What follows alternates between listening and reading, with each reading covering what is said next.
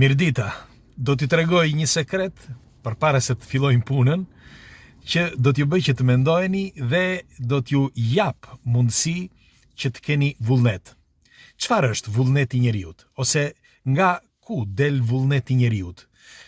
Duhet të keni parasysh që janë 3 pika për suksesin e njeriut. Së pari, duhet të kesh besim në diçka, vullnet të fortë dhe punë, pa diskutim punë.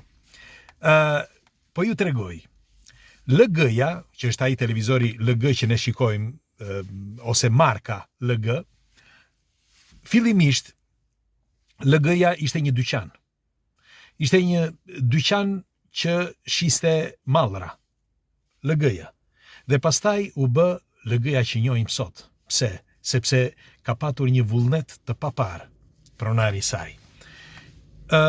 Lamborghini, makina Lamborghini, që sot është makina më e shitur në botë, ka qenë fillimisht një shoqëri që ndërtonte traktora. Dëgjuat mirë. Pasi ndërtuan traktorat, pastaj filloi dhe bëri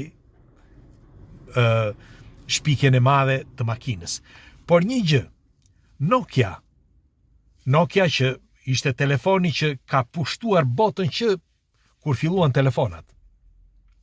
Nokia në fillimisht shiste letër higjienike. Dëgjuat mirë. Shiste letër higjienike bile u fut pastaj që të bënin edhe goma për makina. Por as letra higjienike dhe as gomat e makinave asnjëra nuk shkoi. Dhe që nga ai moment që filloi me telefonat, filloi që bëri buj dhe u bë Nokia që ne njohim. Por nuk mbaron këtu, sepse keni pafundësi, për shembull IKEA, e njihni IKEA, apo jo? IKEA është një nga shoqëritë miliardere sot në botë. Nuk ka shtet në botë që nuk ka një IKEA. Po e dini se çfarë bënte IKEA fillimisht? Pronari i saj kishte shkuar në Kinë. Dhe ai nuk mundej që të s'kishte para që të investonte. Dhe çfarë bënte? Shkonte dhe merrte lapsa të kinezëve, po lapsat vërtet shumë të lirë. Pasi mbaroi me që s'kishte më, pastaj sepse nuk i shiste dot lapsat, filloi që ti prodhonte vetë, sepse ndoshta, thoshte ai, me prodhimin do kursej disa qindarka. Dhe filloi që të shiste dal nga dal, por lapsat s'kishte shans që t'i shiste, sepse përveç se ishin të rëndomt, shumë banal, por dukej që edhe puna ai që bënte në shitjen e lapsave nuk shkonte. Derisa pastaj, dal nga dal, filloi që të merrte në përgjithësi, pra si i thon, grossist, si i thon, mallra me shumicë, më erdhi. Atëre, dhe kështu që dal nga dal, pasi filloi që të merrte mallra me shumicë, filloi që të shiste dhe kishte pati sukses dhe u bë IKEA që njohim sot. Por jo vetëm kaq, sepse për shembull Samsungu, a e dini se çfarë ishte Samsungu fillimisht? Pra pronari Samsungut ishte një mini market. Ishte dyqan, shiste gjëra të ndryshme. Po, Samsungu. Dhe sot Samsungun ju e dini që është një nga shoqëritë më gjigande në botë. Dhe e dini se çfarë lidhje kanë mes tyre të gjitha këto që ju thash? E thjeshtë. Në 3 pika. Pika e parë, besimi në vetvete. Pra duhet të kesh një besim ekstrem që të ecësh përpara. Një besim që nuk duhet të reshtësh kurrë, që të qëndrosh dhe të mendosh që çfarë thon të tjerët, apo nëse të tjerët bëjnë shumë apo bëjnë më pak. Duhet të jesh ti ai që të luftosh deri në fund, derisa të arrish suksesin tënd. Pra, e para njerë është besimi. E dyta është vullneti. Duhet të kesh vullnet madhështor, vullnet të papar. E keni vënë re që pjesa dërmuese e njerëzve janë ata që të thonë që ti nuk di të bësh asgjë. Me një fjalë, pjesa dërmuese që kemi rreth nesh thonë, jo, nuk është ashtu, të gjykojnë për çdo gjë që ti bën.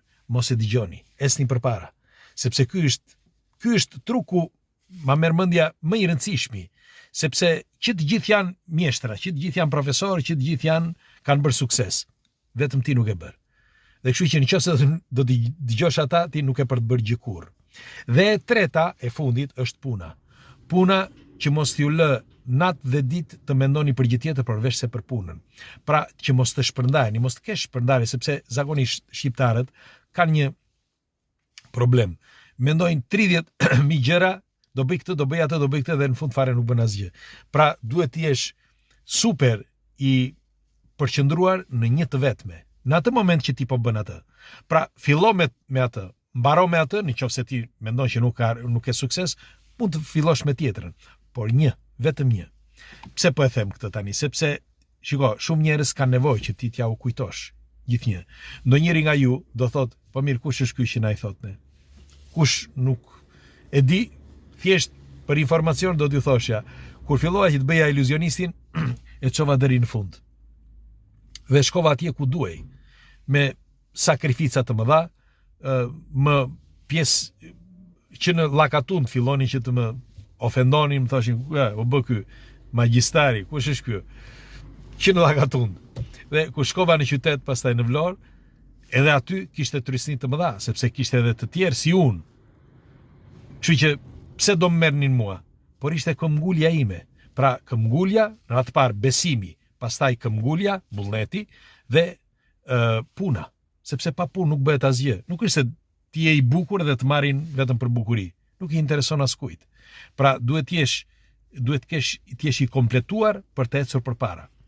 Dhe tjetra, kur fillova që të bëja aktorin, u futa me